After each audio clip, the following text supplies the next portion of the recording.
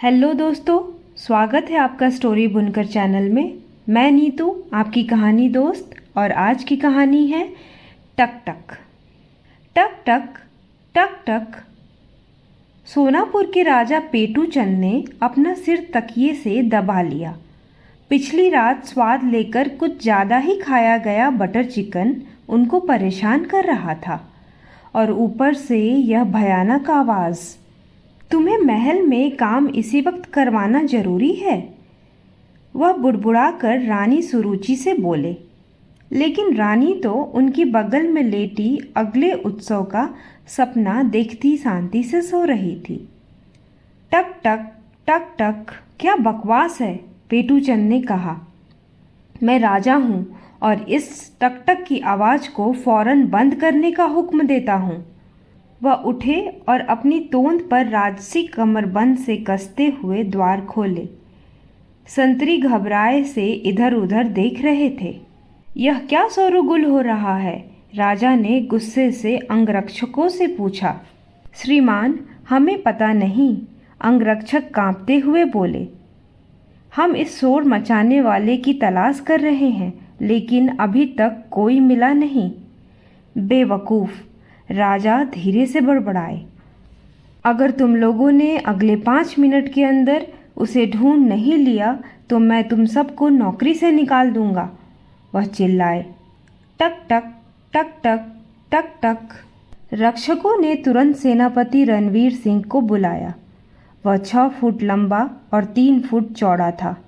उसकी लंबी घुंघरैली मूछें सभी को डराती थीं। साहब, मेहरबानी करके जरा इस टक टक की आवाज़ करने वाले को ढूंढने में हमारी मदद करें, नहीं तो हम सबकी नौकरी चली जाएगी, संतरी गिड़गिड़ाए। बेवकूफ़, रणवीर बुदबुदाया। उसने सिपाहियों की एक टोली बनाई। टक टक टक टक। तैयार जवान, आओ और फौरन इस घुसपैठियों को ढूंढ निकालो, उसने आदेश दिया। वे महल के चारों तरफ ढूंढते रहे, ढूंढते रहे, ढूंढते रहे। उन्होंने सारी खिड़कियों में झांक कर सोते हुए बच्चों को डरा दिया, तमाम बक्सों को खोला और सभी दीवारों को ठकठकाया। कुल मिलाकर उन्होंने इतना हो हल्ला किया कि उस रात महल में कोई नहीं सो पाया। टक टक टक टक। अगले दिन राजा देर से जगे और दरबार में देर से पहुँचे। उनके सामने पहला मामला पेश किया गया। 2 लोग एक गाय पर अपना अपना अधिकार दिखा रहे थे। यह मेरी है, पहले व्यक्ति ने कहा। नहीं, मैं इस गाय का दूध 2 सालों से दूह रहा हूँ, दूसरे ने कहा। अच्छा जी, मैं तो इस गाय के दूध की बनी मिठाइयाँ 3 सालों से देवी को चढ़ा रहा हूँ, पहले ने कहा। मेरा सिर दुख रहा है, राजा ने प्रधानमंत्री चिंतामणि से कहा। रात को खाया मुर्गा अभी तक पेट में कुकड़ू कू कर रहा है। ऐसा करो, गाय के 2 हिस्से करके दोनों को आधा आधा दे दो। मैं उनकी शिकायत नहीं सुनना चाहता।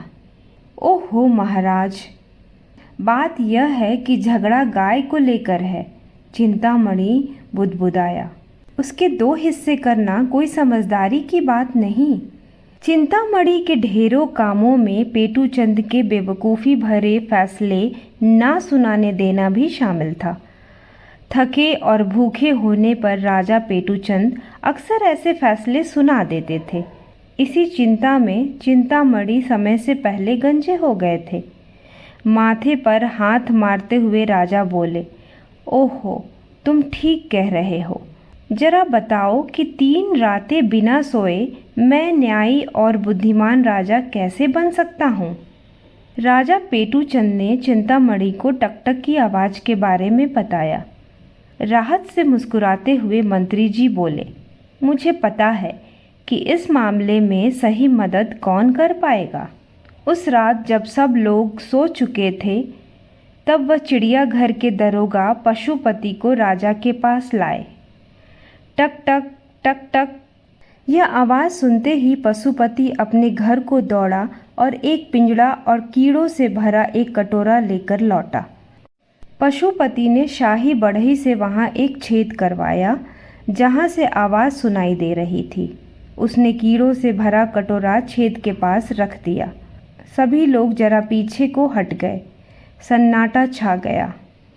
लंबी पीली चोंच वाला एक लाल और भूरा पंछी फुदक कर छेद से बाहर निकला और कटोरे में कूद गया। खटाक! पिंजड़ा पंछी पर आ गिरा। राजा ने आश्चर्यचकित होकर कहा, इतना नन्हा सा पंछी और इतना जोर का शोर। आप सबका धन्यवाद। आपने देश की बहुत बड़ी सेवा की है। अगली सुबह तरोताज़ा राजा जल्दी ही दरबार में पहुंच गए। चिड़ियाघर का दरोगा पशुपति राजा के सामने खड़ा था। महाराज, मैं इस पंछी को नहीं रख सकता। क्या हुआ? राजा ने पूछा। टकटक की आवाज़ से चिड़ियाघर का एक भी जानवर रात भर सो नहीं पाया। अब सब जानवर सो रहे हैं और चिड़ियाघर देखने आए बच्चे जानवरों को सोता देख बेहद दुखी हो रहे हैं। राजा ने कहा।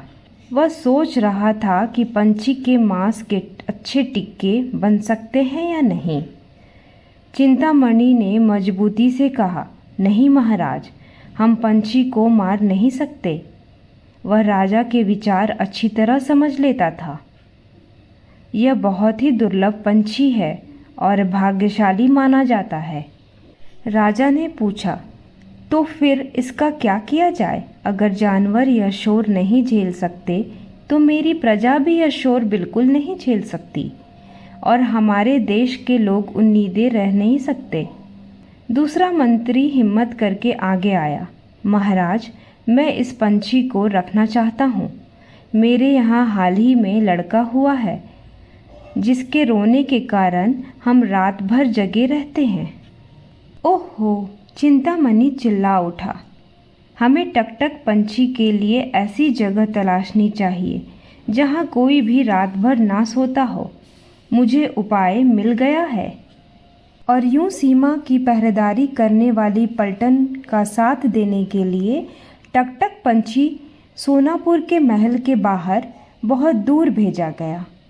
उसने हर रात सीमा पर जवानों को जगाए रखने का काम इतने बढ़िया ढंग से किया कि उसे देश का राष्ट्रीय पक्षी घोषित किया गया।